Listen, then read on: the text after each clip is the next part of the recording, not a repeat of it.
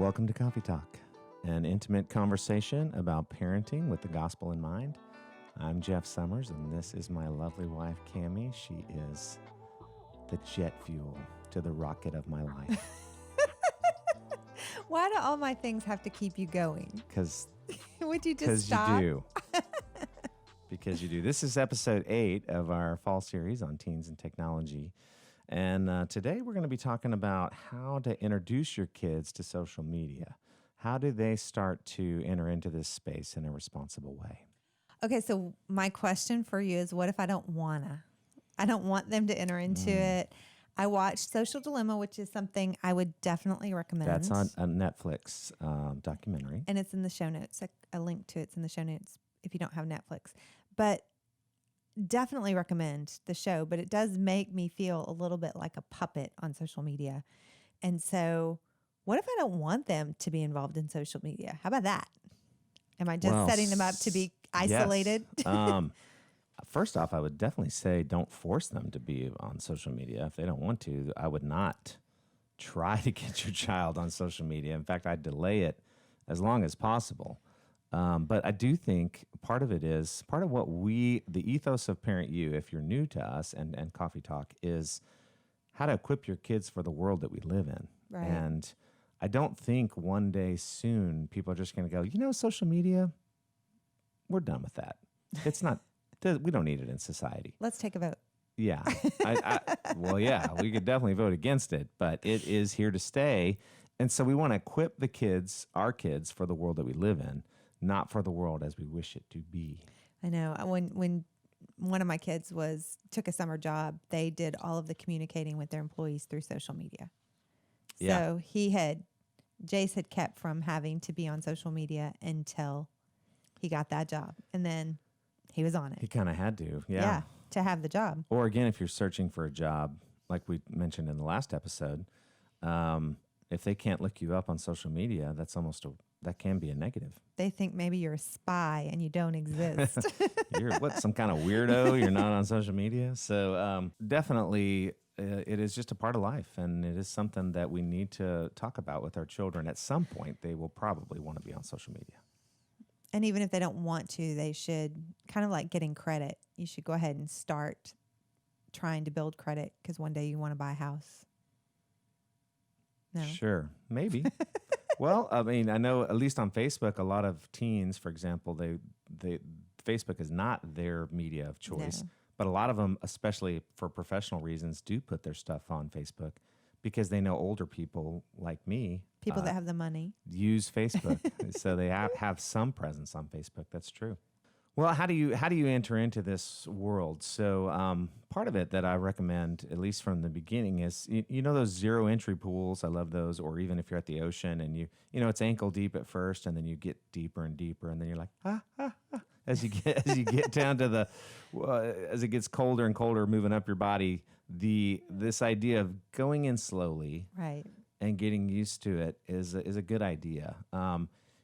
Just handing your kid a phone and then checking in with them 5 years later probably is a bad idea when it comes to social media. Don't do that. Don't do that. So you want to go in slowly so that you can expose them to certain things first. And we talked about this before in previous episodes, the good, the bad, and the ugly of social media. Yeah, you want to introduce them to the ideas of it's a tool, not where your community should be, right? That's the idea of it. Why do you think even that teens want social media? Why are they going to be pestering their parents? Why are teens even going to pester their parents to get on social media, do you think? Because all my friends are on it. Yeah, that's true. So there's a lot of peer pressure, right? To get on social media. There's buzz. My friends are talking about it. They're laughing about the Vine they saw, which is a short video on social media. So there's pressure to get up to be a part of that. That FOMO, right? You're missing out on something online, and that pressure can be huge. So how old do you think we should introduce our kids to social media? I mean, what would you recommend? Well, again, that's a decision you as parents are going to have to make. But I would recommend, and if you watch Social Dilemma, you'll see they don't recommend anyone before high school to get on social media. And part of the reason for that, again, is just the development of the brain. Because the brain isn't fully developed until you're older, your judgment is hampered, and the desire for acceptance, which can vary obviously from age to age, but man, 7th, 8th grade, when you're in such a bad place then Raw. that really don't have the wisdom and knowledge and even the developed brain to understand what forces are driving you and pulling you here and there. It's a good idea to avoid that. And you're until later. particularly prone to the lies, I think, like the lies of who you are and the lies of the world that say you're not skinny enough, you're not smart enough, you're not whatever, whatever, whatever. Yeah, I think that's a great point. Yeah, I think, and even in high school, you can be prone to that. So like there are some students that I would say, hey, wait until you're a junior or senior, or even in college. Yeah, even in college. We don't recommend waiting until college because then you're not there. Correct. That was a joke actually, but yeah, it wasn't that funny. So, so what platform would you recommend? This is going to vary from place to place. MySpace might be a big thing where you are. I'm just kidding. No, that was a joke. So MySpace hasn't been around since the early 2000s. But my point in bringing up MySpace is these things change over time. You know, MySpace was the first big thing, and then Facebook was the big thing, and now Instagram is the big thing. You have TikTok, you have Vines was there for a while. So these things change, and so again, not to, and they also vary from region to region. As like if all the students in the area you live in are on Facebook, well, then Facebook's what your child's going to want to be on. I think what tends to happen, though, is when the old people discover it, they kill it, and then the new young platform comes out that students gravitate towards. So Instagram is probably the platform of choice in our context, although Snapchat used to be bigger, and with some students it is going to be bigger. But Snapchat was bigger for our students years ago in our ministry, and now Instagram probably is much more popular than Snapchat. Okay, so tell me, what are the ground rules that you would recommend for introducing our kids to social media? I think the first thing is that social media is a privilege and not a right. So what do you mean by that? That they don't automatically get to do this. It's not something that, just because you're a certain age, or that if you misuse social media, you will not be allowed to be on there, at least for a time. Right, because that associates self-control and that they're going to be monitored before they're ready to do it on their own.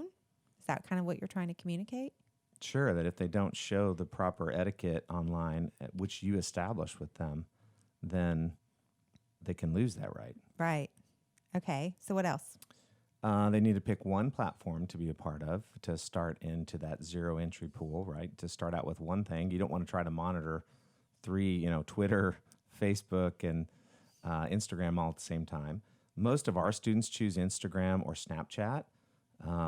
We could probably do a whole different thing on Snapchat, so I won't go into that in detail, but most of our students currently are on Instagram as the main thing. You want to have passwords to those accounts so that you can get in and see what they're posting and also what they're viewing. You want to allow a limited number of friends at first. Sometimes maybe you begin by just having their 2 or 3 closest friends are the only ones they have, and make sure that it's a private account because you don't want strangers contacting your son or daughter. And there's a lot of predators out there and some dangerous things. So that's definitely something you want to keep track of. Which we're going to talk about in our next episode. Absolutely. Barriers and blockers. Yes. And you want to think about time management as well. Are you limiting the amount of time? That's a discussion you need to have with your child. How much time is it appropriate to be on social media on a daily or weekly basis? We've talked about that a lot. Yes. Just keeping track of time. So what does the Bible say about social media? I know it doesn't talk about social media in particular, but what verses would you encourage people to think about? Well, Ephesians 5:15 says, "Look carefully then how you walk, not as unwise, but as wise, making the best use of the time because the days are evil."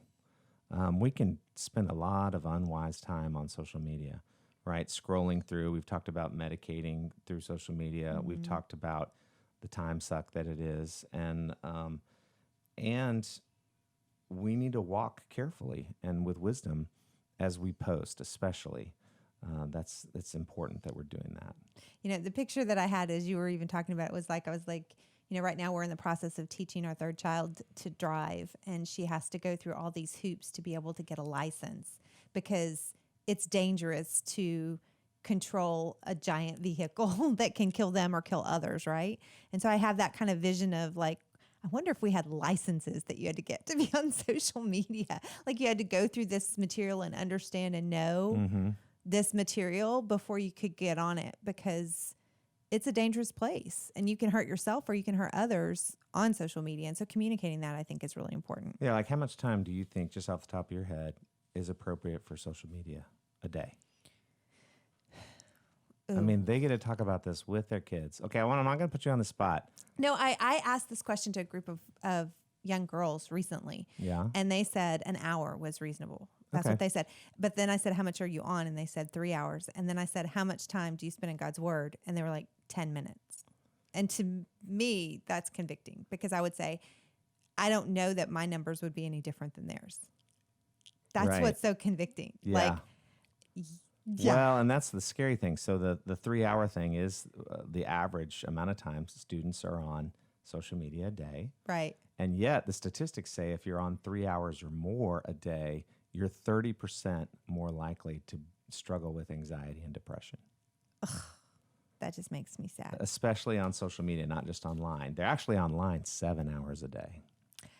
I know I am. Or on their screens. Yeah, on screens. But that's a little deceptive. We'll get into that later. Yeah, especially with school. So much of school right now is on it. But okay, so we do want to say that next week we're going to talk about barriers and blockers. And so like kind of the defense on social media and the internet and online stuff. So you definitely want to listen into that.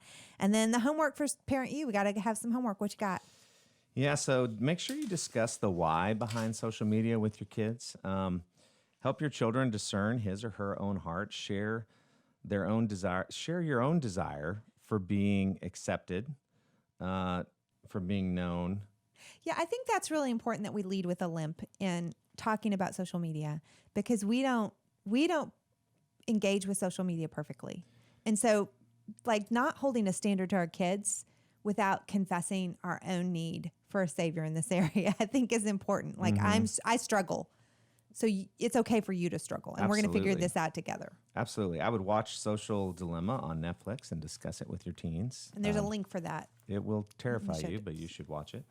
And then, as Cami said, plan a weekly check-in about social media. How is social media making you feel? How much time are you spending on it? These are good questions to be asking regularly. And maybe you need to share your own struggle with it in that conversation. Confess, I'm spending too much time on it. I did take it off. After watching Social Dilemma, I did take Facebook off my phone, so I wouldn't be as likely to watch it. Is it still off? Off your phone? No, it's back on. There you go. That's your lesson for today. All right. Well, with that, thank you for joining us on Parent U. We get it. Parenting is hard, but you are not alone. God has called you to be the parent of your children at such a time as this, and He will equip you. Praise God.